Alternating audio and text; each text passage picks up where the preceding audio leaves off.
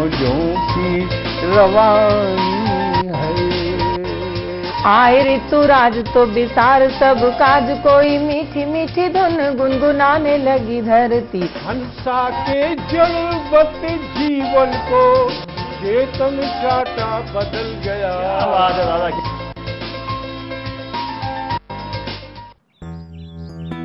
Sir, बिटिया रानी driver के साथ भाग गई। भाग गई? जी, भाग गई। अरे कोई बात नहीं, उसे तो बचपन से भागने का शौक है। सतमोला खाओ, कुछ भी पचाओ।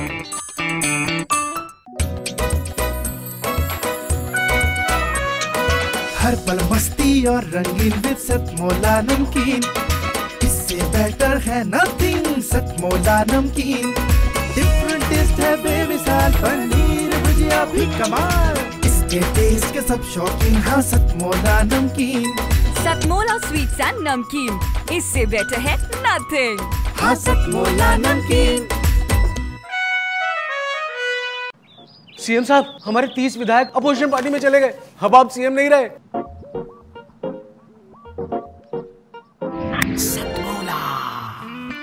तो अब नया सीएम कौन बन रहा है? Tell me. सतमोला खाओ, कुछ भी पचाओ। जितना जी में आए खाओ, बस खाते ही खाते जाओ। डरने की क्या बात है जब सतमोला साथ है।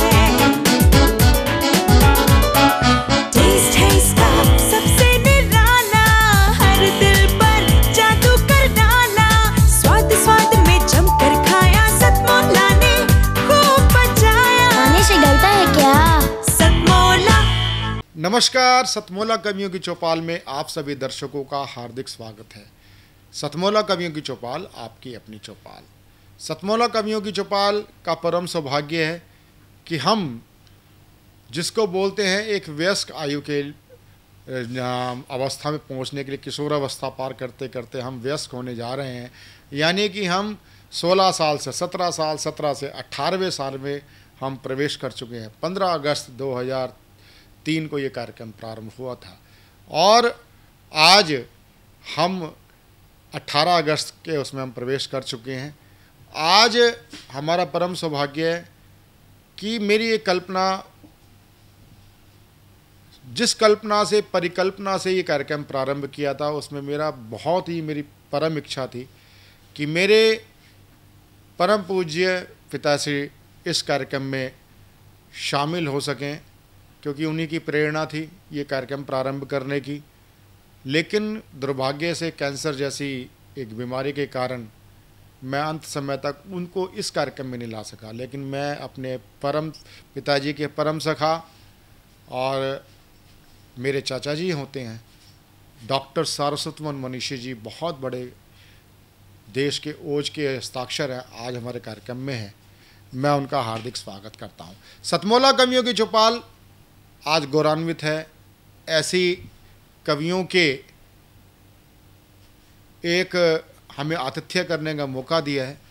सतमोला कवियों की चौपाल आज गौरवान्वित है देश के श्रृंगार के, ओज के, कई प्रकार के हमारे नवांकुर अलग अलग स्थानों से आए हैं। सतमोला कवियों की चौपाल में जिनको मैं सबसे पहले, मैं अग्रिम पंक्ति से मैं जिनको मैं आवाज़ दे रहा हूँ, उनका नाम होता है, पुनः उनका नाम है, बड़े गर्व आदर के साथ मैं बोलता हूँ, डॉक्टर सारस्वतमन मनीषी। डॉक्टर सारस्वतमन मनीषी एक राष्ट्रवाद की प्रखर आवाज़, राष्ट्रवाद का प्रखर स्वर। इनके गीतों को सुनकर के जन जन में ज्वार उठ खड़ा होता है। जब राम मंदिर का आंदोलन प्रारंभ हुआ तब डॉक्टर सारस्वत मोहन मनीषी जी की कई पंक्तियों को उद्धृत किया साध्वी ऋतंबरा जी ने। साध्वी ऋतंबरा जी उनकी कविताओं को कोट किया करते थे और जन जन का ज्वार खड़ा हुआ। किस कवि की कौन सी पंक्ति कहाँ पर समाज को प्रेरणा दे जाए, उसका साक्षात प्रमाण यदि है तो डॉक्टर सारस्वतमन मनीषी जी हैं। मैं डॉक्टर सारस्वतमन मनीषी जी को बहुत ही आदर के साथ उनको आवाज़ देना चाहता हूँ कि वे आएँ और अपनी प्रखर राष्ट्रवाद से ओतप्रोत कविता अपनी प्रस्तुत करें। डॉक्टर सर सतमोहन मनीषी। मित्रों, मैं एक बहुत गंभीर बात करने चला हूँ। हमारे देश में एक वाक्य आधा उछाला जाता रहा, अहिंसा परमो धर्म है, अर्थात अहिंसा सबसे बड़ा धर्म है। लेकिन अहिंसा तो सबसे बड़ा धर्म है ही, लेकिन इस श्लोक को आधा ही बताया गया हमें, आधा हिस्सा आज मैं बताता हूँ। अहिंसा परमो धर्मे धर्म हिंसा तथैव च, अर्थात अहिंसा सबसे बड़ा धर्म है, लेकिन अहिंसा की रक्षा के लिए की गई हिंसा उससे भी बड़ा धर्म है। इस बात को केंद्रित करते हुए मैंने एक कविता लिखी। अब तक मेरे 14 ग्रंथ छपे, 40 विद्यार्थी मेरे साहित्य पर एमफिल और पीएचडी कर चुके अब तक। लेकिन यदि कोई कहे सारस्वत मोहन मनीषी अपनी सारी कविताओं के ढेर में से एक कविता उठा लो और सारी कविताओं को भूल जाओ, तो मैं केवल एक कविता जो उठाऊंगा वह होगी जो आपको सुनाने जा रहा हूँ। शस्त्र और शास्त्र का जब तक संतुलन नहीं होता तब तक लुटने पिटने के सिवाय कुछ भी नहीं हो सकता। शास्त्र के बिना शस्त्र अधूरा, शस्त्र के बिना शास्त्र अधूरा। तो एक विलक्षण कविता संतुलन के साथ आपके सामने रख रहा हूँ। सदा अहिंसा सर्वोत्तम मन की कस्तूरी है, सदा अहिंसा सर्वोत्तम मन की कस्तूरी है, पर दुष्ट नहीं माने तो हिंसा बहुत जरूरी है, बहुत जरूरी है, बहुत जरूरी है। सोमनाथ का मंदिर टूटा, कहाँ अहिंसा थी? शकहुणों ने हमको लूटा, कहाँ अहिंसा थी? भिक्षुणियों की छाती काटी, कहाँ अहिंसा थी? लाशों से व्यभिचार किया, क्या वहाँ अहिंसा थी? हिंसक पशु के लिए व्यर्थ में हलवा पूरी है, और दुष्ट नहीं माने तो हिंसा बहुत जरूरी है। रावण कंस कहो कब उपदेशों से माने हैं, रावण कंस कहो कब उपदेशों से माने हैं। सच्चाई को सदा इन्होंने मारे ताने हैं, काम सांप का डसना है, मौके पर डस लेगा, कुचले बिना काल हमको पंजे में कस लेगा। मांगे से गरीब को कब मिलती मजदूरी है, और दुष्ट नहीं माने तो हिंसा बहुत जरूरी है। वीर भोगते हैं वसुंधरा को गद्दार नहीं, वीर भोगते हैं वसुंधरा को मक्कार नहीं। कातिल से डर जाए वो अच्छी सरकार नहीं। हत्यारों को बातचीत का अब न्योता कैसा, और हाथ रंगे लोहू से उनसे समझौता कैसा। कुर्सी कुलटा का फिर से सपना तैमूरी है, दुष्ट नहीं माने तो हिंसा बहुत जरूरी है। कितने वर्षों से शांति शांति शांति और शांति शांति जपने में देश छोटा और छोटा और छोटा होता चला गया। एक संकेत करूंगा, समझदार सारे प्रबुद्ध श्रोता हैं, समझेंगे। शांति शांति को जपते जपते हम जड़ हो बैठे, कोहे नूर सा दुर्लभ हीरा तक भी खो बैठे कैलाश कबूतर श्वेत उड़ाने में, अचकन की जेबों पर लाल गुलाब लगाने में। झंडा ऊंचा है यदि डंडे की मंजूरी है, और दुष्ट नहीं माने तो हिंसा बहुत जरूरी है, बहुत जरूरी है। और कविता तो बहुत लंबी है, लाल किले पर भी अनेक बार सुनाया इसको मैंने, लेकिन अंतिम 4 पंक्तियां। नीच राक्षसों ने यज्ञों का नित विध्वंस किया, नीच राक्षसों ने यज्ञों का नित विध्वंस किया। ऋषियों ने निज रक्त करों से कर रूप में दिया। बात बनी तब ही आंसू को जब अंगार किया, और शांति तभी हो सकी धनुष ने जब टंकार किया। काली भैंस किसी साबुन से हुई न भूरी है, दुष्ट नहीं माने तो हिंसा बहुत जरूरी है। लेकिन पहली पंक्ति मत भूलना, सदा अहिंसा सर्वोत्तम मन की कस्तूरी है, दुष्ट नहीं माने तो हिंसा बहुत ज़रूरी है, बहुत ज़रूरी है, बहुत ज़रूरी है। धन्यवाद। डॉक्टर सारस्वत मोहन मनीषी जी की आपने कविता सुनी, प्रत्यक्ष रूप में आपने देखा शब्दों में, कविता में, कविता के एक एक शब्द में कितनी शक्ति होती है। डॉक्टर मनीषी जी की कविताओं को सुनने के बाद बहुत ही लोकप्रिय सांसद हमारे रहे हैं स्वर्गीय BL शर्मा प्रेम जी। BL शर्मा प्रेम जी को दो ही कवि बहुत पसंद थे, एक तो डॉक्टर सारस्वत मोहन मनीषी जी और एक मेरे पूज्य पिताजी आचार्य जगदीश आर्य जी। जगदीश आर्य जी मेरे पिताजी हर जगह नहीं जा पाते थे, तो वो कहीं भी मुझे देखते थे तुरंत मुझे बुलाते थे, बुलबुलो इधर आओ।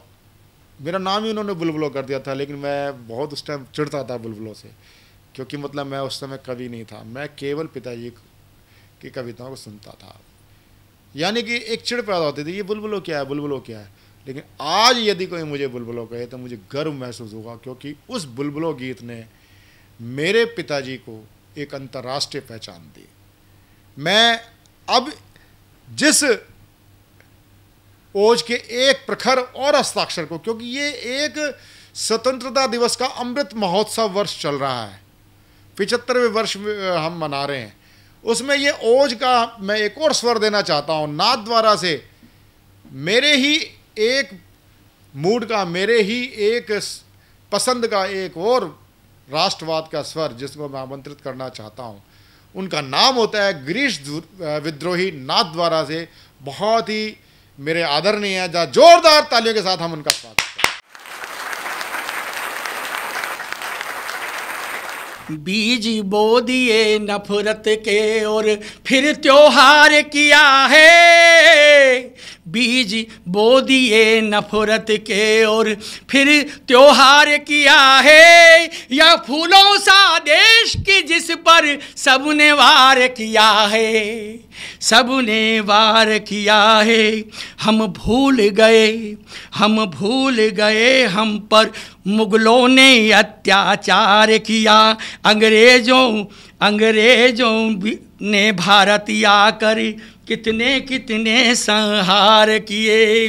मीना बाजार सजा करके कितनी बेटियों के श्रृंगार लिए। घूंघट वाली लुट गई मगर बुरके वाली लौट आई थी। यह फूलों का देश की जिस पर, यह फूलों का देश किस पर सबने वार किया है।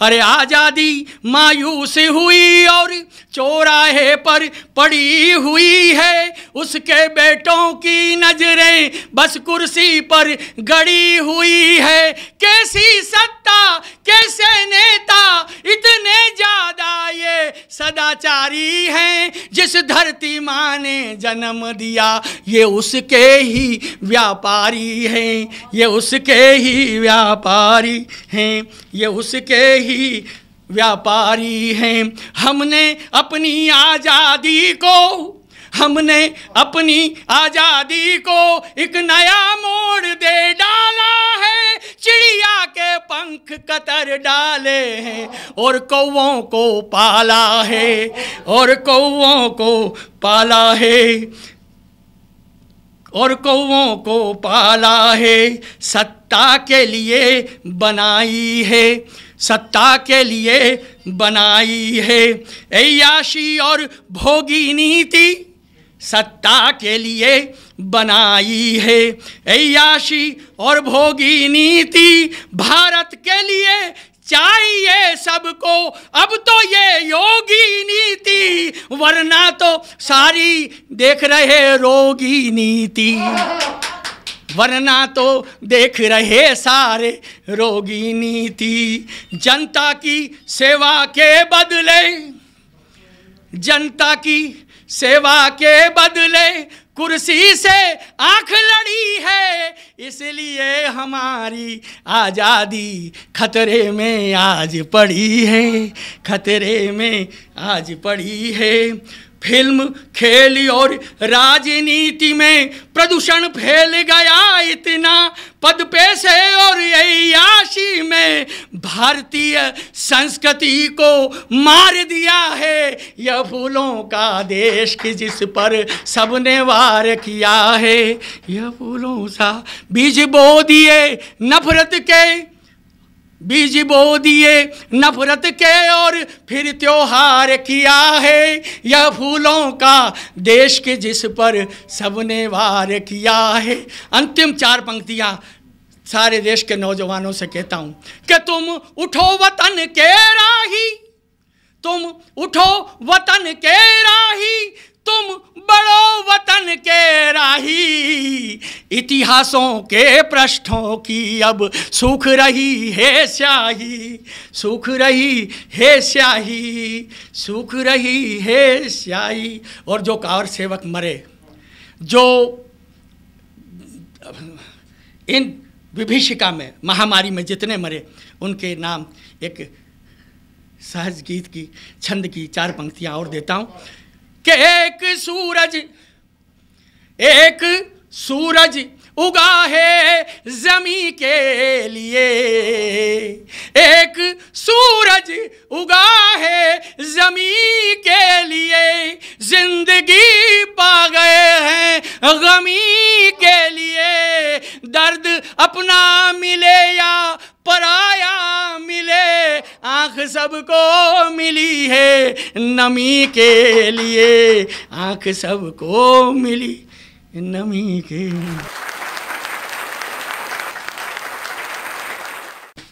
गिरीश विद्रोही जी के बाद अब मेरे सामने धर्म संकट है कि इस जो पिच तैयार कर दी है 2 वरिष्ठ ओज के कवियों ने, उस पिच पे खेलने वाला भी बहुत अच्छा खिलाड़ी चाहिए। लेकिन मैं निश्चिंत हूँ कि मैं एक ऐसे काव्य के खिलाड़ी को मैं प्रस्तुत करने जा रहा हूँ, बड़े गर्व के साथ मैं प्रस्तुत करने जा रहा हूँ कि जब हम इतिहास को खंगालते हैं, इतिहास की बातों को बात करते हैं, तो हमें साहित्य की दृष्टि से, इतिहास की दृष्टि से हमें चंद्र बरदाई जैसे संस्कार वाला कवि चाहिए। चंद्र बरदाई वो जिसने पृथ्वीराज चौहान को नेत्रहीन होने के बाद शब्दों से उसको दृष्टि दी। उसी प्रकार साहित्य के साथ साथ जब इतिहास में अकबर को महान पढ़ाया जाने लगा, औरंगजेब को दीन का एक इमाम दीन बना दिया कि वो खुद टोपियां सिल सिल करके मस्जिद के बाहर बेचा करता था, ये हमारे इतिहासकारों ने कुकृत्य किया। अब तक हमारे इतिहासकारों की इतनी क्या नाम दुष्टताएं भरी पड़ी हैं, जिनको हम अगर मैं गिनाना शुरू कर दूं, महाराणा प्रताप के आगे जो अकबर को बीरबल रोज मूर्ख बनाया करता था, वो अकबर महान, रोज बेवकूफ बनाता था, वो अकबर महान। मैं फिर कहता हूं, घास की रोटी खाना गवारा नहीं था, ये भी क्या नाम हमारे महाराणा प्रताप को दीनहीन बताता है, जबकि ऐसा नहीं था। कभी भी ये जोड़ा गया जानबूझ करके। वो स्वाभिमान की बात ठीक थी, अगर स्वाभिमान उनका था, उन्होंने कभी अपनी नजरें नीची नहीं की। जिसके साथ भामाशाह जैसा व्यक्ति हो, वो कभी घास की रोटी खा सकता है कि खाने की स्थिति आ सकती है?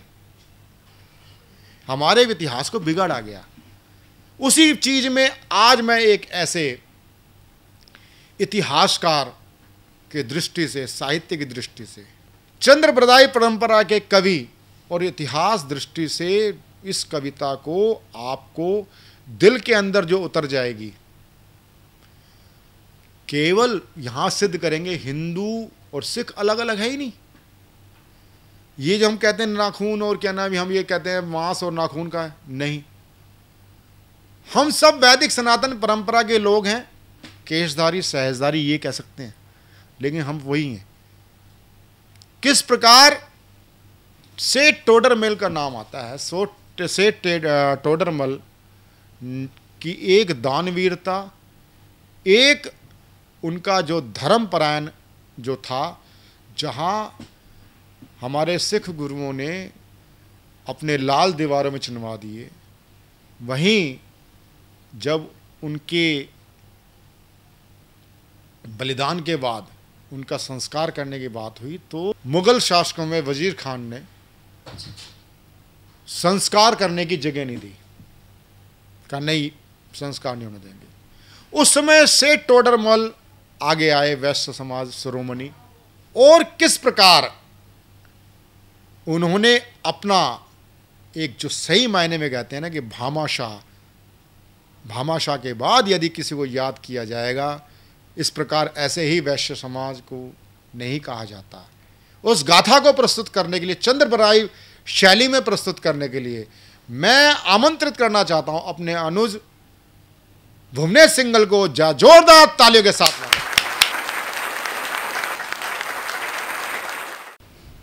नमस्कार बंधुओं, पुनः आज आपके बीच में एक बार प्रवीण आर्य जी के आदेश पर आपके बीच उपस्थित हुआ हूं। आज आपके बीच एक ऐसे ऐतिहासिक पात्र पर कविता रखना चाहता हूं, इतिहास का वो अमर पात्र जो कहीं साहित्यकारों से, कहीं कवियों से, कहीं पत्रकारों से, कहीं बुद्धिजीवियों से छूट गया, पत्रकारों से छूट गया। एक ऐसे इतिहास के अमर पात्र की कहानी लेकर आपके बीच आया हूं कविता के रूप में, जिस अमर पात्र को हमारी जनरेशन, हमारा भविष्य, हमारी पीढ़ी यदि उसको पढ़ती है, यदि उसके पदचिन्हों पर चलने का प्रयास करती है, तो मैं निश्चित रूप से कहता हूं कि सामाजिक सौहार्द, आपसी सद्भाव के साथ साथ इस देश को, इस राष्ट्र को, भारत को विश्वगुरु होने से कोई रोक नहीं सकता। एक कविता इतिहास के अमर पात्र के ऊपर लेकर चलता हूं कि आओ तुमको बतलाता हूं, आओ तुमको बतलाता हूं टोडरमल की गाथा। आओ तुमको बतलाता हूं टोडरमल की गाथा, ऐसी अमर कहानी जिससे जगत प्रेरणा पाता। एक ऐसी कहानी है मित्रों जो गुरु गोविंद सिंह जी के जीवन से जुड़ी हुई, और अपने गुरु के भक्ति के प्रति, उनके प्रति श्रद्धा रखते हुए टोडरमल जी ने जो इतिहास के अंदर एक अमर कार्य किया है। सेठ टोडरमल, वहां का लाला टोडरमल, पंजाब शहर की एक घटना आपको बताता हूं, लेकर चलता हूं कि आओ तुमको बतलाता हूं टोडरमल की गाथा, ऐसी अमर कहानी जिससे जगत प्रेरणा पाता। भारत के पंजाब प्रांत में टोडरमल थे रहते, भारत के पंजाब प्रांत में टोडरमल थे रहते। मुगलों का कानून वहां सर हिंद जिला थे कहते, नवाब वहां वजीर खान था भारी अत्याचारी, नवाब वहां का वजीर खान था भारी अत्याचारी। उसके नवाब वहां वजीर खान था भारी अत्याचारी, जिसके पापों के आगे सब हिंद कौम थी हारी। और हर हिंदू का धर्म बदलकर वो मुस्लिम बनवाता, हर हिंदू का धर्म बदलकर वो मुस्लिम बनवाता। जो ना बनता उसको वो खुद हाथी से मरवाता। और इसी क्रम में एक दिन उसने गुरु गोविंद बुलाए। इसी क्रम में सीखिएगा इस बात को, इस घटना को सुनिएगा, पढ़िएगा, किताबों में पढ़िएगा, फेसबुक पर लिखिएगा, व्हाट्सएप पर लिखिएगा। इतिहास के अमर पात्र की ओर आपको लेकर चलना चाहता हूं। जो ना बनता उसको वो खुद हाथी से मरवाता। और इसी क्रम में एक दिन उसने गुरु गोविंद बुलाए। धर्म बदलकर मुस्लिम बनने को वो थे तड़पाए, उनके ऊपर उसने भारी अत्याचार किया था। ऐसा कोई दर्द नहीं था जो ना उन्हें दिया था। गोविंद सिंह ने मगर वीरता का ना दामन छोड़ा, गोविंद सिंह ने मगर वीरता का ना दामन छोड़ा। मर जाने को राजी थे पर धर्म से मुख ना मोड़ा। और तभी खान ने चाल चली एक, तभी खान ने चाल चली एक, उनके बच्चे उठवाए। जब वो गुरु गोविंद सिंह को नहीं तोड़ पाया, मुस्लिम बनने के लिए नहीं डरा पाया, तब उसने क्या चाल चली, उनके बच्चे जोरावर सिंह और फतेह सिंह, वो नन्ही 13 वर्ष के और 9 वर्ष के उन दोनों बच्चों को उठवाकर उसने क्या घटनाक्रम किया, देखिए, दिखाता हूं आपको। गुरु गोविंद सिंह जी को तोड़ने के लिए, उनको मुस्लिम बनाने के लिए उसने किस घटना का इस्तेमाल किया। गोविंद सिंह ने मगर वीरता का ना दामन छोड़ा, मर जाने को राजी थे पर धर्म से मुख ना मोड़ा। और तभी खान ने चाल चली, उनके बच्चे उठवाए। दोनों बच्चे दीवारों में जिंदा ही चिनवाए, दीवारों के बीच उन्होंने सांसें थमवा दी थी। बच्चों के मर जाने पर भी लाशें तक न दी थी। लेकिन एक नाम था टोडर, कैसा हिम्मत वाला। लेकिन एक नाम था टोडर, कैसा हिम्मत वाला। ऐसा काम किया, बस ऐसा काम किया उसने, बस नाम अमर कर डाला। और वजीर खान के सम्मुख उसने एक मांग रख डाली। क्या किया टोडरमल ने, देखिएगा इतिहास की अमर घटना कि वजीर खान के सत्य घटनाओं पर आधारित एक कविता आपके बीच है। देखिए, वजीर खान के सम्मुख उसने एक मांग रख डाली। अंतिम क्रिया खातिर दोनों सुत की लाशें मांगी। मैं संस्कार करूंगा, इनका दोनों लाशें दे दो, इसके बदले चाहे मुझसे जितनी दौलत ले लो। और तभी खान ने सोचा, क्यों ना चाल चलूं मैं इससे, खूब अशरफी इससे ऐंठूं सोने वाले सिक्के। और चल रे लाला टोडर तेरी बात मान मैं लेता। वजीर खान कहता है लाला टोडरमल से कि चल रे लाला टोडर तेरी बात मान में लेता। तुझको भूमि अगर चाहिए बदले में कुछ दे जा। और जितनी भू पर इनकी लाशें जल सकती हूं ले ले, जितनी भू पर इनकी लाशें जल सकती हूं ले ले, उतनी भू पर स्वर्ण अशरफी मुझे बिछा कर दे दे। और सोचा टोडरमल के सम्मुख ऐसी शर्त रखूंगा, गोविंद सिंह के शुभ चिंतक को शर्मिंदा कर दूंगा। लाला टोडरमल क्यों इतनी धन दौलत लावेगा, इतना धन ना दे पाएगा, मिनटों में भागेगा। और लेकिन टोडरमल की श्रद्धा गुरुजी पर थी भारी। दो ऐसे लोगों का विश्वास इस संस्कृति की, हिंदुस्तानी संस्कृति की पराकाष्ठा की ओर आपको लेकर चलता हूं कि एक व्यक्ति की दूसरे के व्यक्ति के प्रति श्रद्धा, दूसरे व्यक्ति के धर्म के प्रति श्रद्धा किस हद तक हो सकती है इस हिंदू धर्म के अंदर, वो आपको इस कविता के माध्यम से बताता हूं कि लेकिन टोडरमल की श्रद्धा गुरुजी पर थी भारी। शुद्ध आस्था के आगे खुद सिख कौम थी वारी। और टोडरमल जी बोरों में भर ढेर अशरफी लाए, एक एक कर सभी अशरफी जूं ही वो बिछवाए। और तभी खान ने नई चाल चल फिर से मुख को खोला। वो समय ऐसा था मित्रों, मुगलों का वो काल, कि उस समय में किसी का साहस नहीं था कि मुगलों ने जो निर्णय ले लिया उसके खिलाफ कोई आवाज उठा सके या उनके सम्मुख कोई निवेदन कर सके। वजीर खान ने निर्णय ले लिया कि इन बच्चों की लाशें नहीं दूंगा जलाने के लिए। तब एक टोडरमल नाम का सेठ, उस नगर का सेठ था, उसने ये साहस किया। उसने अपने धन के बल पर यह कहा वजीर खान से कि तुझे जितनी दौलत चाहिए मैं दूंगा, मगर मुझे इस बच्चे की लाशें दे दे, मैं इनका अंतिम संस्कार करना चाहता हूं। उस वजीर खान ने एक ऐसी अनोखी शर्त रखी जिसको पूरा करना लगभग असंभव था। उसने कहा कि जितनी अशरफियां चाहिए मुझे उतनी बिछाकर दे दीजिए, उतनी जगह मैं आपको दे दूंगा। कल्पना कीजिएगा कितनी अशरफियां सोने की जमीन पर बिछाई जा सकती है जहां पर उन दो बच्चों की लाशें जलानी थी। आगे कविता को सुनिए कि अगर चाहिए, लेकिन टोडरमल की श्रद्धा गुरुजी पर थी भारी। शुद्ध आस्था के आगे खुद सिख कौम थी वारी। टोडरमल जी बोरों में भर ढेर अशरफी लाए, एक एक कर सभी अशरफी जूं ही वो बिछवाए। तभी खान ने नई चाल चल फिर से मुख को खोला। खड़ी अशरफी रखनी होंगी तुझसे था ये बोला। वजीर खान ने जब ये देखा कि मेरी चाल तो विफल होने जा रही है और ये बच्चों की लाश लेकर रहेगा, सोने की अशरफियां लेकर आया है, उसने एक नई चाल चली। उसने कहा, अरे सेठ टोडरमल, मैंने तुझसे कहा था कि ये जमीन पर बिछानी नहीं है, इनको खड़े करके बिछानी है। अब आप कल्पना कीजिए जितनी जगह में एक लेटकर सोने की अशरफी आ सकती है, अगर यदि उसको खड़ी करके रखा जाए तो उतनी जगह में कम से कम 8 से 10 अशरफियां आएंगी। अब अशरफियों की कीमत 8 से 10 गुना और बढ़ चुकी थी। कितनी अशरफियां रखी थी बताता हूं। खड़ी अशरफी रखनी होंगी तुझसे था ये बोला। अगर चाहिए भूमि तुझे तो खड़ी अशरफी रख दे, जितनी चाहे उतनी भू को इसी तरह से भर दे। लेकिन टोडरमल की यारो सबसे बात जुदा थी। उसके श्रद्धा भावों ने तो गर्दन सभी झुका दी। ऐसा अमर समर्पण उसका, ऐसा काम अनोखा, भरी तिजोरी खाली कर दी, क्षण भर कोना सोचा। और देश धर्म पर संकट देखा, जाने क्या थी सूझी। धर्म की खातिर भेंट चढ़ा दी जीवन भर की पूंजी। और बिन विचलितो उसने आखिर खड़ी अशरफी दे दी। टोडरमल की सिख धर्म ने अमर आस्था देखी और 1.25 लाख अशरफी देकर 6 गज बूटी पाई। अंतिम 4 पंक्तियां रखता हूं कि 1.25 लाख लगभग 78,000 सोने की अशरफियां उस समय में लगी थी और मात्र 6 गज भूमि प्राप्त की गई थी।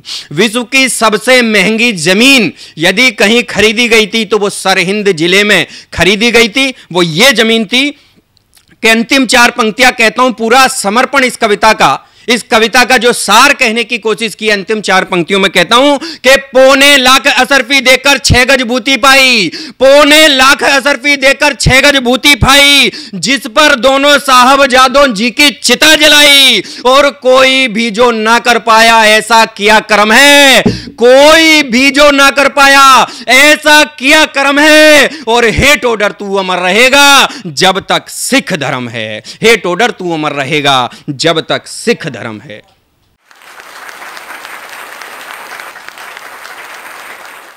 अब मैं जिनको आवाज देना चाहता हूं, आवाज देना नहीं चाहता हूं, मतलब मैं जिसके संगीत की अगर हम व्याख्या से बात करें, मैं सितार के तारों को छेड़ना चाहता हूं। ऐसे सितारों के तार को छेड़ने का क्रम करते हुए मैं आदर से तो नहीं कह सकता क्योंकि मेरी छोटी हैं, मैं बड़े ही स्नेहिल भाव से मैं आमंत्रित करना चाहता हूँ बहुत ही अच्छी कवित्री अंजना अंजुम, जो कि मथुरा से हमारे बीच में पधारी। मथुरा से भी अगर कहूँ तो वो वृंदावन से पधारी हैं, वृंदावन से ब्रिज की छोरी को मैं आमंत्रित करना चाहता हूँ। जा जोरदार ताली के साथ अंजना। मुला कवियों की चौपाल के सभी सुधी दर्शकों को अंजना अंजुम का सादर नमस्कार। सीधी सीधी बात करते हैं कि मुस्काती हूँ हरदम, कुछ कुछ तो गुमसुम हूँ, मुस्काती हूँ हरदम, कुछ कुछ तो गुमसुम हूँ, बस जाऊंगी दिल में एक ऐसी तरन्नुम हूँ, पहचान सको तो तुम पहचान मुझे लेना, पहचान सको तो तुम पहचान मुझे लेना, तारों की तारों की तारों की दुनिया का अनजाना सा अंजुम हूँ, तारों की दुनिया का अनजाना सा अंजुम हूँ। निगाहों से छुपा कर एक चाहत लेके आई हूँ, निगाहों से छुपा कर एक चाहत लेके आई हूँ, तबस्सुम में सजी लिपटी इबादत लेके आई हूँ, जहाँ की रीत है मिल कर के खोना और खो जाना, मोहब्बत से मोहब्बत की मोहब्बत लेके आई हूँ, मोहब्बत से मोहब्बत की मोहब्बत लेके आई हूँ। क्यों? अब इसका उत्तर आपके सामने है, क्योंकि तेरी गली को छोड़ के जाना तो है नहीं, तेरी गली को छोड़ के जाना तो है नहीं, तेरी गली को छोड़ के जाना तो है नहीं, क्योंकि दुनिया में कोई और ठिकाना तो है नहीं, दुनिया में कोई और ठिकाना तो है नहीं, तेरी गली को छोड़ के जाना तो है नहीं। ये उम्र गुजर रहे, ये उम्र गुजरती रही बस एक चाह में, ये उम्र गुजरती रही बस एक चाह में, जी चाहता है काश वो मिल जाए राह में, जी चाहता है काश वो मिल जाए राह में, हालांकि चमत्कार ज़माना तो है नहीं, हालांकि चमत्कार ज़माना तो है नहीं, तेरी गली को छोड़ के जाना तो है नहीं। अगला बंद कि बिखरे हुए एहसास हैं और बिखरे राज भी, बिखरे हुए एहसास हैं और बिखरे राज भी, इस घर में उसके नाम का कमरा है आज भी, इस घर में उसके नाम का कमरा है आज भी, जिसको कभी भी लौट के आना तो है नहीं, जिसको कभी भी लौट के आना तो है नहीं, दुनिया में कोई और ठिकाना तो है नहीं। या मौला आदमी नहीं एक सच्चा शख्स दे, या मौला आदमी नहीं एक सच्चा शख्स दे, शायद वो रहम खा के मेरी जान बख्श दे, शायद वो रहम खा के मेरी जान बख्श दे। कातिल है कोई दोस्त पुराना तो है नहीं, कातिल है कोई दोस्त पुराना तो है नहीं, दुनिया में कोई और ठिकाना तो है नहीं। कि जब भी तुम्हें देखा लगे हो तुम कमाल के, जब भी तुम्हें देखा लगे हो तुम कमाल के, अशकों को सनम खर्च करो देखभाल के, अशकों को सनम खर्च करो देखभाल के। क्योंकि आँखों के पास कोई खजाना तो है नहीं, आँखों के पास कोई खजाना तो है नहीं, दुनिया में कोई और ठिकाना तो है नहीं, तेरी गली को छोड़ के जाना तो है नहीं, तेरी गली को छोड़ के जाना तो है नहीं। सतमौला कवियों की चौपाल में लेते हैं एक अल्प विराम। तब तक लीजिए खट्टी मीठी बोलियों का आनंद, चटखारा। सतमौला कवियों की चौपाल में मिलते हैं एक कमर्शियल ब्रेक के बाद।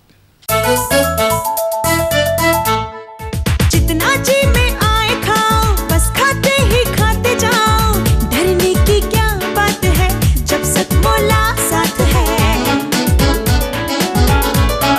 टेस्ट है इसका सबसे निराला, हर दिल पर जादू कर डाला, स्वाद स्वाद में जमकर खाया, सतमौला ने खूब बचाया। खाने से डरता है क्या?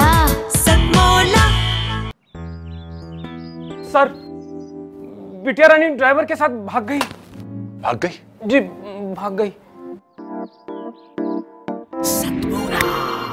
अरे कोई बात नहीं, उसे तो बचपन से भागने का शौक है। सतमौला खाओ, कुछ भी पचाओ।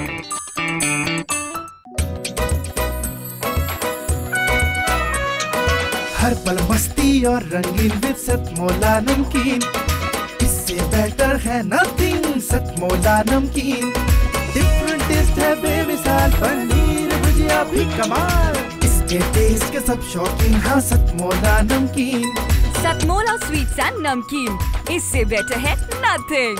हाँ सतमौला नमकीन। सीएम साहब, हमारे 30 विधायक अपोजिशन पार्टी में चले गए। अब आप सीएम नहीं रहे। सतमौला। तो अब नया सीएम कौन बन रहा है? चल सतमौला खाओ, कुछ भी पचाओ। सतमौला कवियों की चौपाल में एक बार पुनः आपका स्वागत है। सतमौला कवियों की चौपाल में आज हमारे बीच में अब मैं जिनको आमंत्रित करना चाहता हूँ, देश के बहुत ही श्रेष्ठ व्यंग्यकार, गद्यकार, जो पूर्वांचल की आपको खुशबू आपको देंगे अपने कविता के माध्यम से, अपनी रचनाओं के माध्यम से। देश के वरिष्ठ व्यंग्यकार को मैं आमंत्रित करता हूं। जोरदार ताली का स्वागत करें मोहन द्विवेदी जी। सतमौला कवियों की चौपाल के दर्शकों को मेरा मोहन द्विवेदी का नमस्कार। मैं चैनल का धन्यवाद करता हूं कि उन्होंने मुझे बुलाया यहाँ कविता पढ़ने के लिए। बड़ा अच्छा लगा। मैं अपनी बात पहले एक मुक्तक से शुरू करता हूं, फिर आपको एक कविता सुनाऊंगा, सुनिएगा। एक मुक्तक।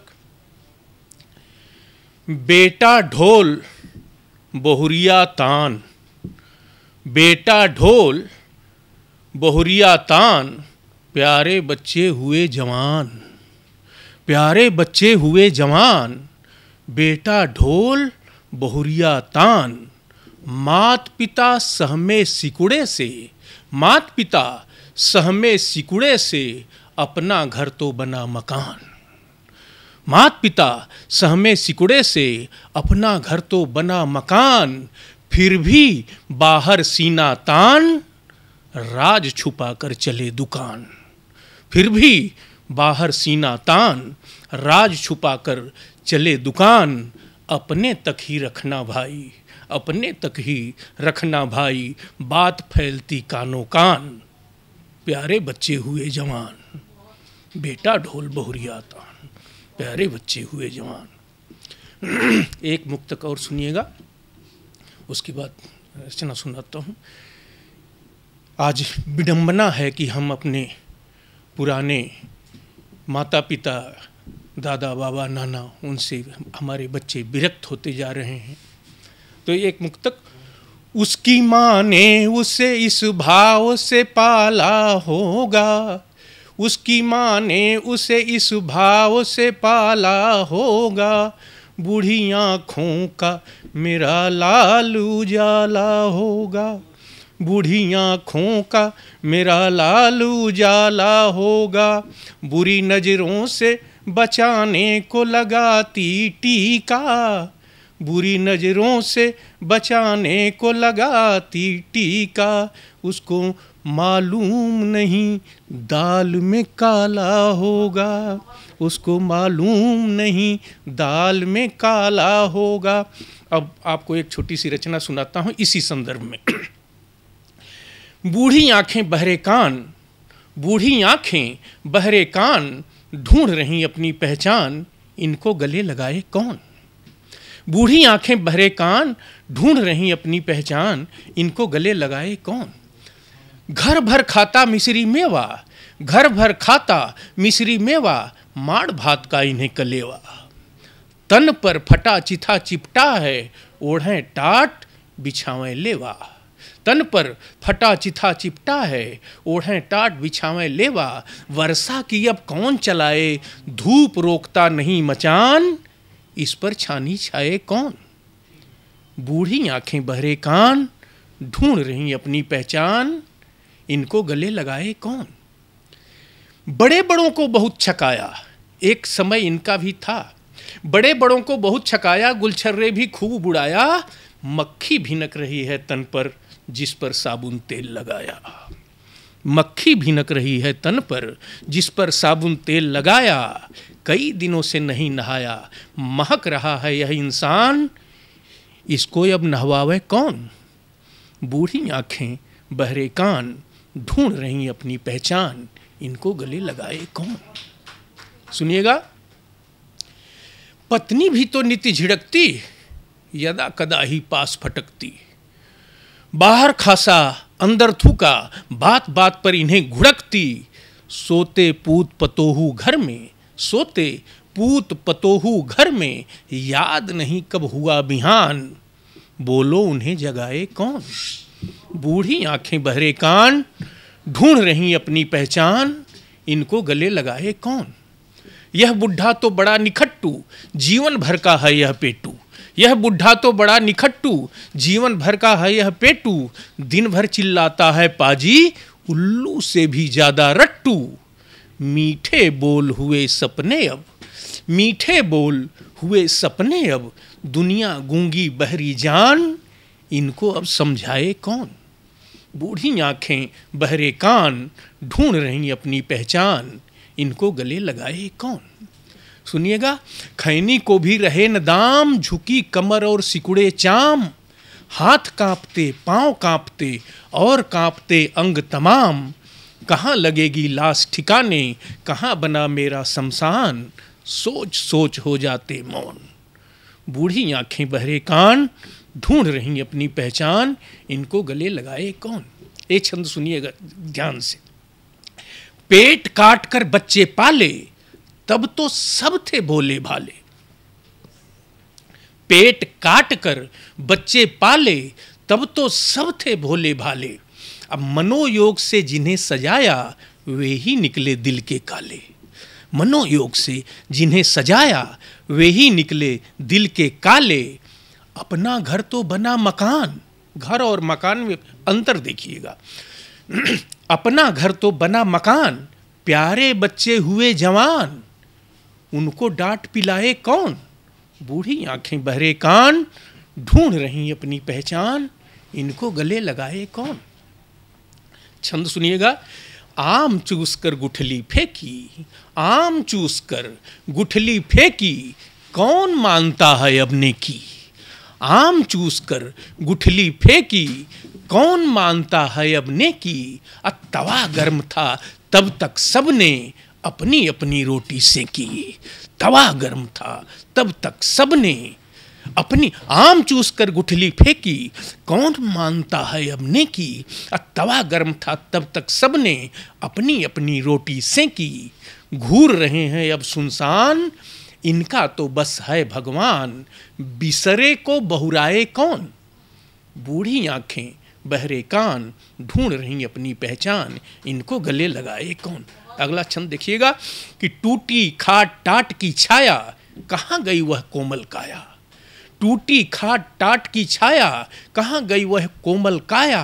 कहाँ गई दुनिया की माया, कितना खोया कितना पाया। सांझ हुई दिन भर की जोड़ो, आना पाई चतुर सुजान, बोलो अब तक तुम क्यों मौन।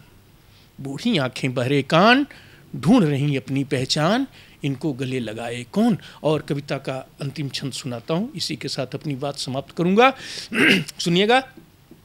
क्षणिक जिंदगी क्षणिक जहान, क्षणिक जिंदगी क्षणिक जहान, समय होत सबसे बलवान। कहते हैं सब वेद पुराण, और यही गीता का ज्ञान। रहा नहीं कोई अभिमान, हुआ वही जो लिखा विधान, उसको भला मिटाए कौन।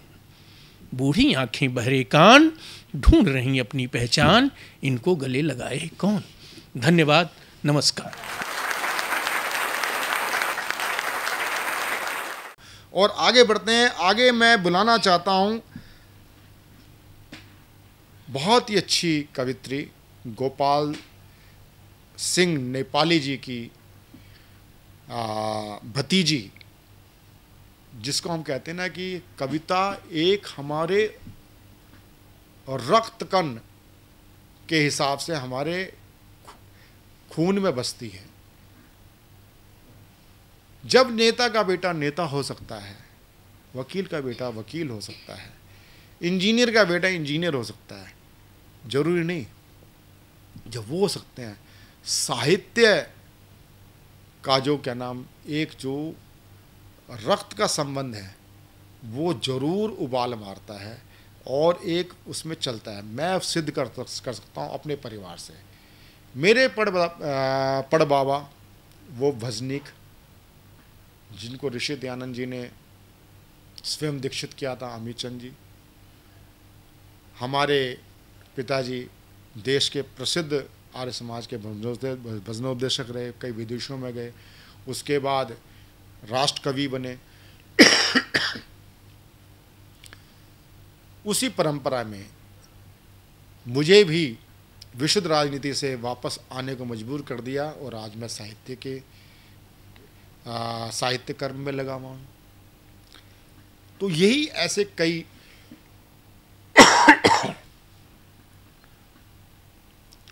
तो उसी परंपरा में साहित्य परिवार की, साहित्य आंगन की बेटिया सरिता सिंह नेपाली जी को मैं स्नेहिल भाव से आमंत्रित करता हूं, वे आए अपनी रचना प्रस्तुत करें। सरिता सिंह नेपाली।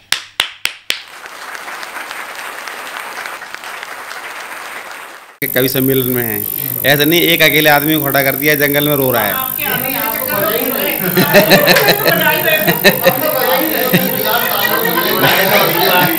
मैं मैं देख रहा था, नहीं मेरे लिए नहीं, मैं ये कह रहा था शुरू में नहीं अच्छा हो तब, ऐसा नहीं जबरदस्ती करे जाओ। तो देखिए जिनके यहाँ डबल बेड है नहीं है वो टेंशन ना लें, हमारी तरह आनंद लें। कि खाट चिपटा के डबल बेड बना लेते हैं, खाट सरका के डबल बेड बना लेते हैं, और कोई रूठा हो तो चुपचाप मना लेते हैं, और चांद जैसा कोई टुकड़ा अगर हो पहलू में तो पास तंदूर के कूलर का मजा लेते हैं। मस्त रहिए, आनंद के साथ रहिए कि हम तो रोतों को डॉक्टर साहब हम तो रोतों को घड़ी भर में हंसा लेते हैं, कि हम तो रोतों को घड़ी भर में हंसा लेते हैं, जैसे मछुआरे मछलियों को फंसा लेते हैं, और कोई जलता है तो जलता रहे जलन लेकर, हम जहन्नुम में भी जन्नत का मजा लेते हैं। मस्त रहते हैं, बीच सागर में किनारों का मजा लेते हैं, बीच सागर में किनारों का मजा लेते हैं, और घोर पतझड़ में बहारों का मजा लेते हैं, और अपने कंधों पे जिंदगी का बोझ ढोते हैं, कि अपने कंधों पे जिंदगी का बोझ ढोते हैं, और ऊंट गाड़ी में भी कारों का मजा लेते हैं। मस्त रहते हैं, टेंशन फ्री रहते हैं। देखिए टेंशन भी, अब तो गंजे हो रहे हैं, बाल खत्म हो रहे हैं, ये भी टेंशन नहीं है। सुबह सुबह लोग अक्सर कहते सुना है, आज किसका मुंह देख के आया था। हर आदमी अपना ही मुंह देखता है, और सवेर उठते ही मुंह देखेगा मैं कैसा लग रहा हूँ, या मेरे बाल तो नहीं उड़े हुए बिखरे हुए। तो हम लोग सवेरे जगते हैं तो बाल देखते हैं तो फिर ये रोते नहीं है, ये कहते हैं वो दिन याद आते हैं जब ऐसे झटका मारते थे, ऊपर चले जाते थे बाल,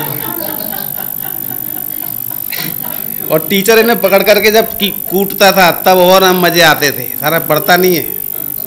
तो देखिए उस कि वे कुछ दिन कुछ साल जाने कहाँ गए, वे कुछ दिन कुछ साल जाने कहाँ गए, और सिर के सारे बाल जाने कहाँ गए, और वे कुछ दिन कुछ साल जाने कहाँ गए।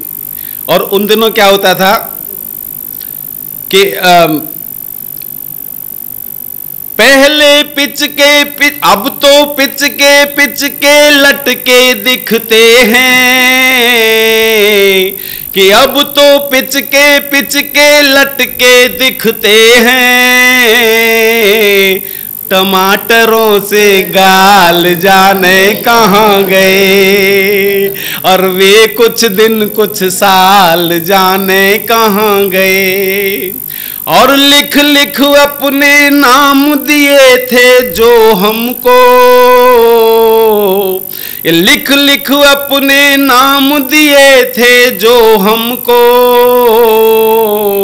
उनके वो रूमाल जाने कहाँ गए, और वे कुछ दिन कुछ साल जाने कहाँ गए। और जब जुल्फे थी कि खुद आ कर रो। अब मैं ऐसे एक और साहित्य प्रेमी, कविता प्रेमी एक बिटिया को प्रस्तुत करने जा रहा हूँ। मैं एक आपको इस बिटिया को प्रस्तुत करने से पहले छोटा सा आपको एक इसका उपक्रम बताता हूँ क्या है। इसमें हम ऐसे प्रतिभाओं को भी ला रहे हैं, इसमें दर्शकों को भी ला रहे हैं। ये दर्शक वर्ग से हमारे बीच में पेसिंग जो हमारे बीच में सिवान इतनी दूर बिहार से हमारे बीच में पधारी है। क्रिकेट मैच में मैदान में दोनों पक्ष से 11-11 खिलाड़ी खेलते हैं। एक दो खिलाड़ी स्टेडियम में केवल वेट करते हैं, अगर कोई एक स्टपनी के तौर पे, वो अलग से होता है। क्या वो क्रिकेट की भाषा में क्या बोलते हैं, मैं उसका आप क्रिकेट का विशेष जानकार नहीं। लेकिन क्रिकेट का जानकार व्यक्ति और क्रिकेट प्रेमी जो होता है, चाहे रात को 11 बजे मैच हो, वनडे हो, डे नाइट का हो, उसमें होता है रात को 1 बजे 2 बजे मैच देखेगा। और अगर गलती से रोहित शर्मा ने शॉट गलत लगा दिया तो जो क्रिकेट प्रेमी है वो उसको इतनी बातें बोलता है, समझाता है, अरे ऐसा नहीं, इसको बैट ऐसे घुमाना था, चाहे उसने जिंदगी में, दर्शक ने बैट कभी जिंदगी में पकड़ा ना हो, लेकिन उसको पता है देखते देखते उसको वैसा यहाँ मारना चाहिए था। इट मीन्स यही मेरा भाव था कि अगर कविता किसी को सुनना अच्छा लगता है, कविता के भाव को समझता है, कविता को ग्रहण करता है, और अगर आपके कवि सम्मेलनों में कवि रसिक ही नहीं होंगे तो आप कवि सम्मेलन किसको सुनाओगे, अपनी कविता किसको सुनाओगे? उस कवि समूह को, उस कवि काव्य प्रेमी समूह तक को भी स्टूडियो तक लाने का काम सतमोला कवियों की चौपाल करता है। सतमोला कवियों की चौपाल आज ऐसी ही एक दर्शक समूह से मैं अप्पी सिंह को आमंत्रित करता हूं, जहां जोरदार तालियों के साथ इस दर्शक का स्वागत करें।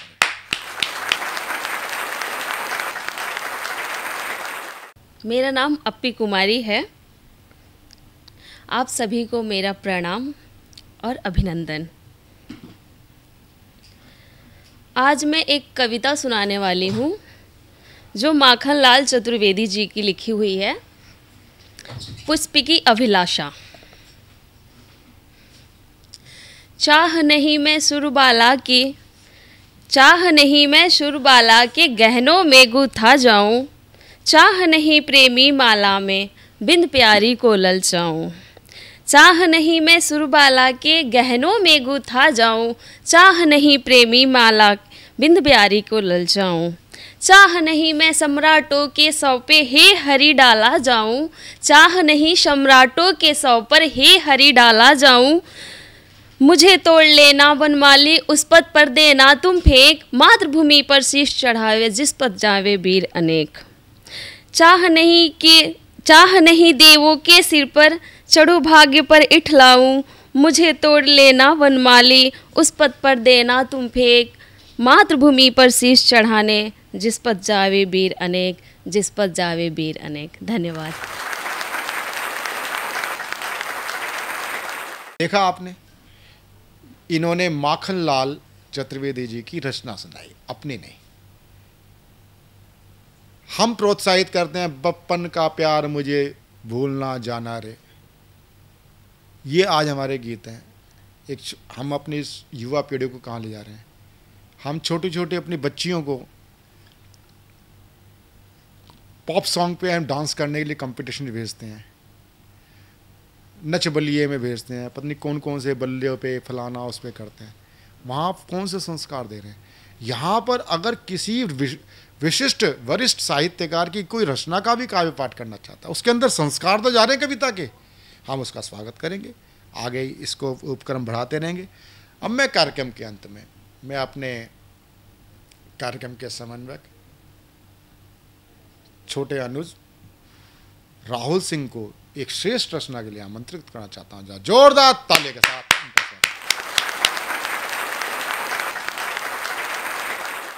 गीत प्रस्तुत कर रहा हूं। जरा कोई गलतियां हों तो आप मेरे को बताएं। तुमसे मिलना मेरा, तुमसे बिछड़ना मेरा, याद आता है मुझको साथ चलना तेरा।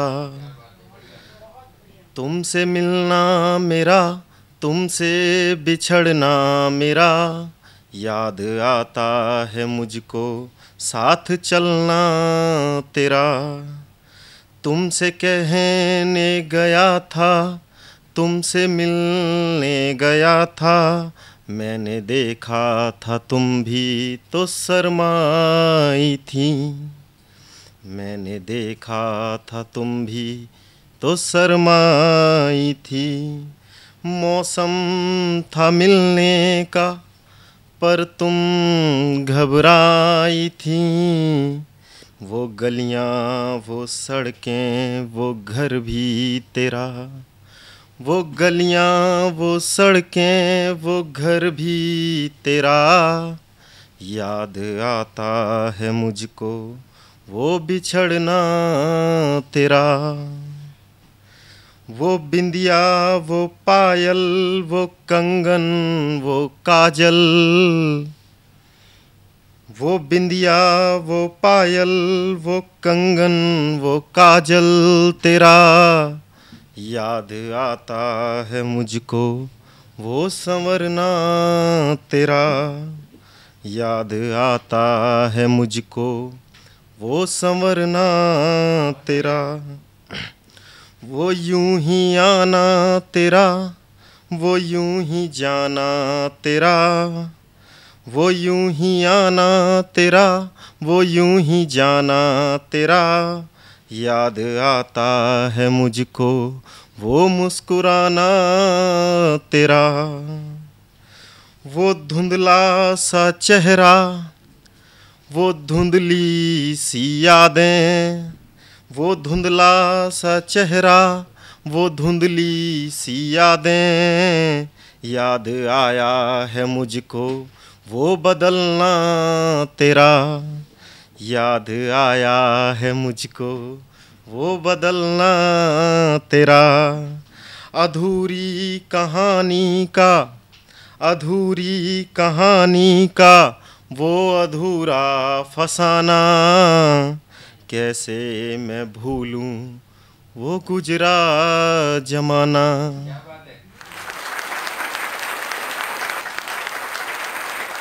सतमौला कवियों की चौपाल में आपने अभी देखा, सभी कवियों को सुना। आपको सतमौला कवियों की चौपाल कैसी लगती है? सतमौला कवियों की चौपाल के लिए आप अपनी राय हमें प्रस्तुत करते रहें, हमें भेजते रहें।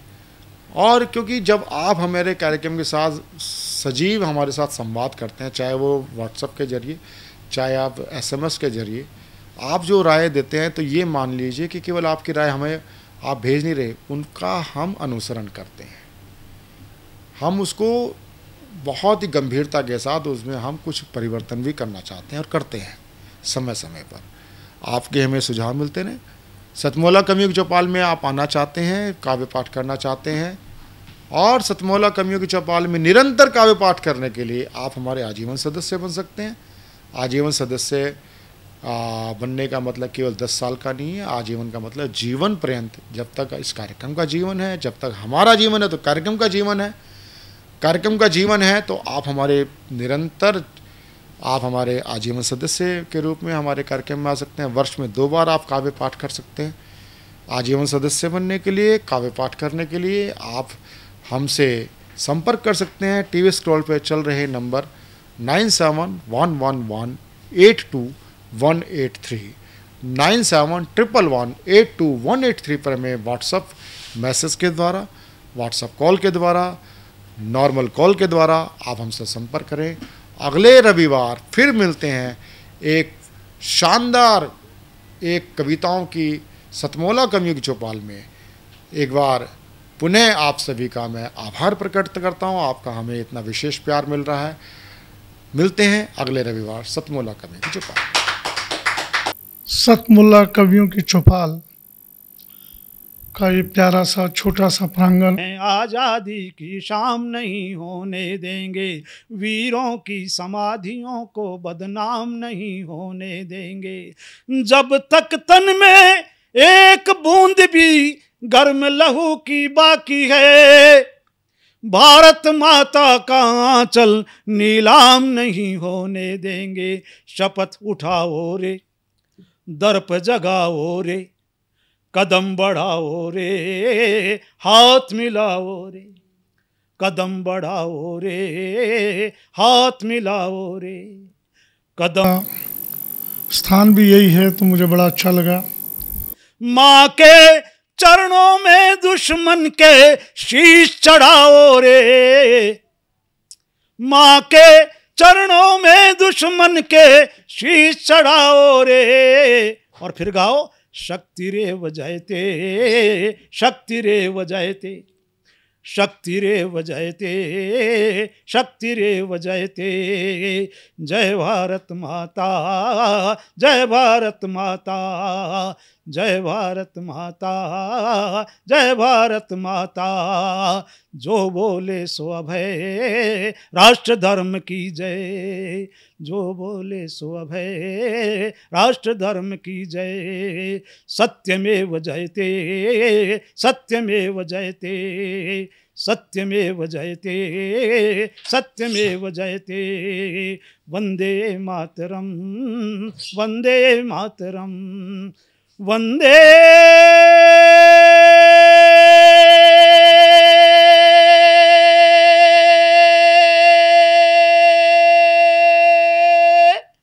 मातरम। बहुत बहुत धन्यवाद। है वो राष्ट्र भी मर जाता है, ये गांठ से बांध लीजिए। वो समाज जिंदा नहीं रहता। साहित्य से मेरा तात्पर्य जो है चाटुकारिता से नहीं है, सच्चाई को लिखना, आईना दिखाना, जिसका भी जिक्र भी हुआ, वो साहित्य है। आप मैथिली शरण गुप्त को ले लीजिए, दिनकर जी को ले लीजिए, जयशंकर प्रसाद जी को ले लीजिए, हरिश्चंद्र जी को ले लीजिए, किसी को भी उठा लीजिए। मैं निराला जी को मैंने बहुत पढ़ा है। मैं भी प्रेम रस और वीरस का बहुत दीवाना रहा हूँ, बहुत कविताएं लिखी। तो ये सारी चीज़ें जो आज के कवि और पुरानी पीढ़ी के कवियों में, बुरा नहीं मानिएगा, बहुत अंतर आ गया, बहुत अंतर है। और ये सारी चीज़ें जो हैं कई बार बड़ी दुखदाई होती हैं, बड़ी पीड़ा, उन साहित्य प्रेमियों को बहुत पीड़ा पहुंचाती। शर्मा जी का जो हमारे हास्य कवि अभी पिछले वर्ष कोरोना काल जब समाप्त हुआ, थोड़ा हल्का हुआ, उनका फ़ोन आया, रामनिवास जी हम कवियों की बहुत आर्थिक दृष्टि से ठीक नहीं है, कुछ कवियों की कवि सम्मेलन नहीं। उनका एक विधानसभा में कवि सम्मेलन रखवा दीजिए। मैंने कहा स्वागत है, रखिए, अच्छी बात है, कुछ राशि देनी पड़ेगी। मैंने बताइए क्या क्या देने। वो जिक्र नहीं मैं कर रहा, उन्होंने अच्छे कवि बुलाए, एक कवि सम्मेलन हुआ, विधानसभा के अंदर हुआ, और जो राशि उन्होंने कहा वो हमने दी। तो ये साहित्य को जीवित रखने का, कवियों को जीवित रखने का दायित्व भी सरकारों का और हम समाज प्रेमियों का है। मैं अनिल जी को बहुत बहुत बधाई देता हूँ, शुभकामनाएं देता हूँ। इसी के साथ एक कविता दोनों रूप में है, वही कविता प्रेम रस में भी है और वीर रस में। हास्य रस में मैं जरा सुनकर हंसता हूँ, लेकिन कभी लिखा नहीं मैंने। आपातकाल में बहुत कुछ लिखा, उसके बाद थोड़ा राजनीति में आ गए, लिखने का समय कम मिला। उसी में से कविता उधम सिंह काम्बोज जी को मैं बहुत मान से, प्रेम से देखता हूँ, और आज के प्रसंग में मुझे वो कविता उचित भी लगी। जो यहाँ से लंदन गए, अपनी डायरी में पिस्टल हमने पढ़ा होगा सबने, और वहाँ जाकर के मर्डर किया, डायर का मर्डर किया, एक बदला लिया पिस्टल से। मैं उनकी समाधि बनी, जिन्होंने पूर्व पश्चिम पिक्चर देखी होगी, उसमें मनोज कुमार बोलता है कि मैं पहले उनकी समाधि पर जाऊंगा। जिस दिन उनको फांसी होनी थी, उसकी सुबह बिल्कुल प्रातःकाल एक दृश्य मैंने रचना की और उस पर कुछ पंक्तियां लिखी। वो जेल की कोठरी में खिड़की से हवा का झोंका आया, वहाँ की हवा शीतल होती है, तो कुछ पंक्तियां लिखी, वो आपके सामने रख रहा हूँ। ओ पवन तुम आज जाना, अभी जाना मेरे भारत देश जाना। ओ पवन तुम आज जाना, अभी जाना मेरे भारत देश जाना। तू आज इतनी चंचल क्यों है, तू आज इतनी शीतल क्यों है, माना मैंने मेरे जख्मों पर चाहती हो मरहम लगाना। अगर इतनी हमदर्दी है मुझसे तो ओ पवन कुछ ऐसा करो, सांस बन मेरी सांसों में मिलो। मूरत बनी भारत माँ की हृदय में मेरे, तुम पहचान जाना ओ पवन तुम आज जाना, अभी जाना मेरे भारत देश जाना।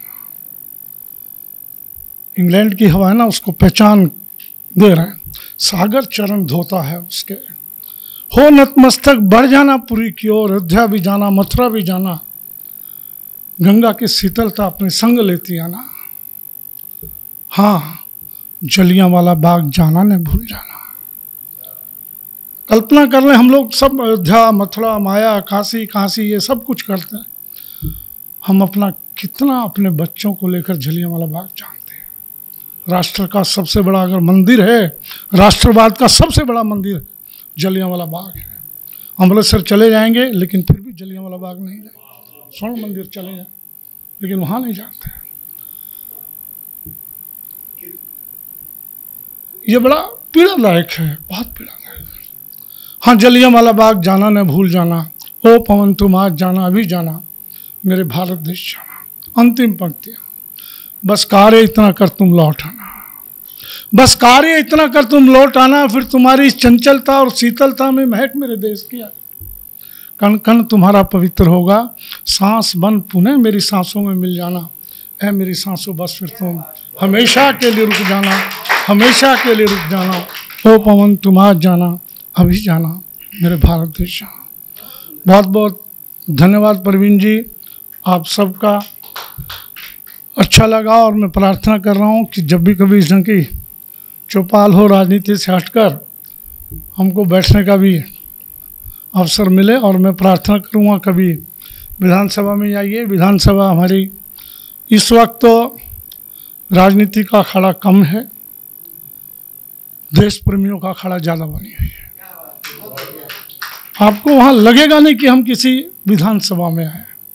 वहाँ जब एंटर करेंगे भगत सिंह सुखदेव राजगुरु का, आपको हाफ स्टैचू वहाँ तीनों के लगे। दिल्ली एक ऐसी विधानसभा है पहली, और उस विधानसभा का इतिहास भी बहुत गौरवशाली है। कभी आएंगे तब आपको। अभी हमने सुंदरलाल बहुगुणा जी का अखबारों में पढ़ा होगा, उनका एक बहुत बड़ा स्मारक बनाया है, अच्छा स्मारक बनाया है। क्रांतिकारी, ऐसे क्रांतिकारियों के चित्र वहाँ लगे हुए हैं जिनको हम भूल गए। और अंत में मैं, जिनके हम सब लोग दीवाने रहे हैं, मैं बहुत युवा होता था तब से, लगभग 13-14 साल की उम्र रही होगी। नीरज जी को सुनने का बड़ा शौक़ रहता था। आज उनका जन्मदिन भी है, और उनके आज के पावन जन्मदिन पर मैं आप सबको शुभकामनाएं देता हूँ, बधाई देता हूँ। धन्यवाद, जय हिंद। बहुत बहुत धन्यवाद आर्य जी का।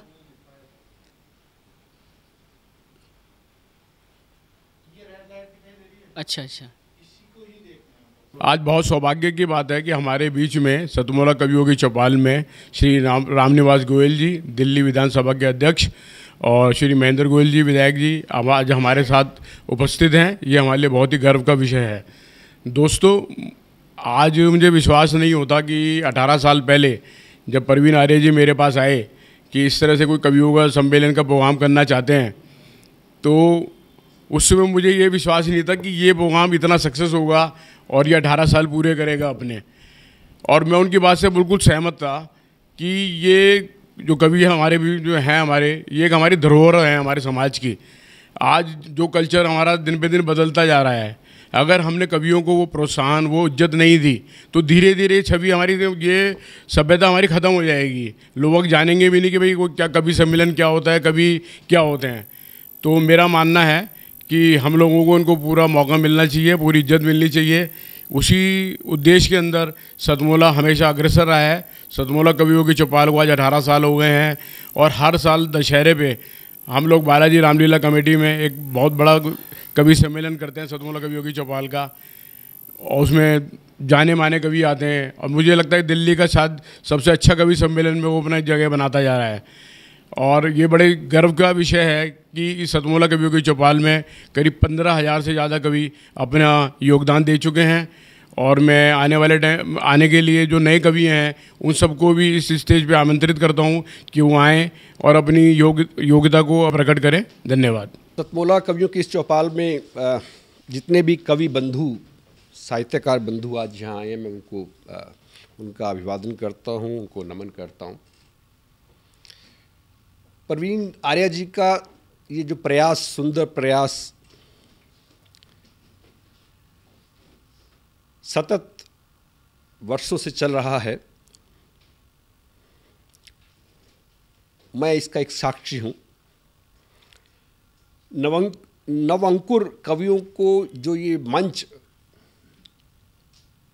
सतमोला कवियों की ये चौपाल जो प्रस्तुत करती है, ये बहुत सराहनीय और प्रशंसनीय प्रयास है। आज के इस कार्यक्रम में मैं उपस्थित रहा। मैंने भिन्न भिन्न रसों के कवियों को सुना और अभिभूत हुआ। वीर रस के कवि थे, हास्य रस के कवि थे, श्रृंगार रस के कवि थे, और ये सब रस मिलकर जो है नवरस जो उत्पन्न करते हैं हमारे जीवन में, इनका बहुत महत्व है हमारे जीवन के बीच में। परंतु मैं आज एक बात जितने भी कवि यहाँ उपस्थित हैं उनके लिए बड़े आदर से मैं कहना चाहता हूँ कि आप को ये मंच मिला है, आप नवअंकुर कवि हैं, परंतु आप हमेशा नवअंकुर कवि न रहें और अपने प्रयासों को इतना उद्दात करें कि एक दिन आप भी जो हैं देश भर में अपना नाम बनाएं, आपकी कविता श्रेष्ठतम कविता हो, ऐसा मेरा आपसे आग्रह है, ऐसा मेरा आपसे निवेदन है। आप में प्रतिभा है, आप उस प्रतिभा को अपने प्रयासों से और गहरा करें और उसमें गति लाएं, यही मेरी आपसे एक बार पुनः प्रार्थना है। इसी प्रार्थना के साथ मैं आप सबका पुनः एक बार धन्यवाद करता हूं, अभिनंदन करता हूं। और मैं आपके बीच में रहा, जितना समय भी रहा, मुझे बहुत आनंद आया। मैं बहुत अच्छी यादें आज के इस कार्यक्रम से लेकर वापस जाने वाला हूं। मैं आपको बहुत शुभकामनाएं देता हूं, आपको बहुत साधुवाद देता हूं। बहुत धन्यवाद आप सभी का। अखिल भारतीय साहित्य परिषद द्वारा संचालित सतमोला कवियों की चौपाल नामक ये जो कार्यक्रम है, ये अपने आप में इसलिए महत्वपूर्ण है कि केवल ये कार्यक्रम ही नहीं है, बल्कि यहाँ पर नवांकुर, नए नए कवि, नए नए कवयित्रियाँ इस मंच पर आकर के अपनी कविताओं को प्रस्तुत करती हैं, जो सारे संसार के अंदर जाता है। तो ये बहुत बड़ा मंच है, एक प्रकार से कार्यशाला जैसी है ये। तो इसलिए आप सभी लोग इस कार्यक्रम से जुड़ें, नए नए बच्चे यहाँ पर आएँ, बहुत अच्छा लगेगा। हमारा आशीर्वाद इस पूरी संस्था के लिए है, सतमोला कवियों की चौपाल के लिए है, और आप सभी के प्रति हमारा मन बहुत स्नेह है, बहुत प्यार है। आप सब आएँ और इस प्रकार से यहाँ पर अपनी कविताओं को इस मन से सुना करके उपकृत हों और उपकृत करें भी हम सभी।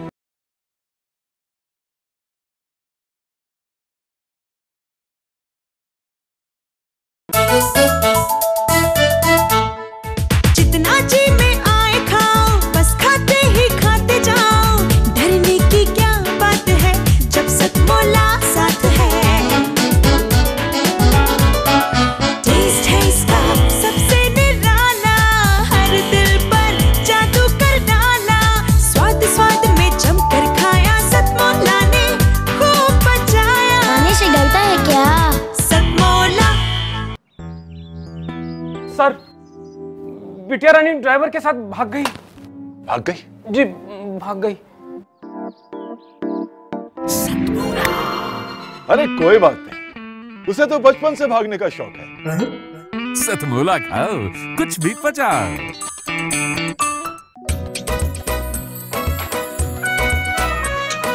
हर पल मस्ती और रंगीन विद सतमोला नमकीन, इससे बेटर है नथिंग। सतमोला नमकीन डिफरेंट टेस्ट है बेमिसाल, पनीर भुजिया भी कमाल, इसके टेस्ट के सब शौकीन। हाँ सतमोला नमकीन, सतमोला स्वीट्स एंड नमकीन, इससे बेटर है नथिंग। हाँ सतमोला नमकीन। सीएम साहब, हमारे 30 विधायक अपोजिशन पार्टी में चले गए। अब आप सीएम नहीं रहे।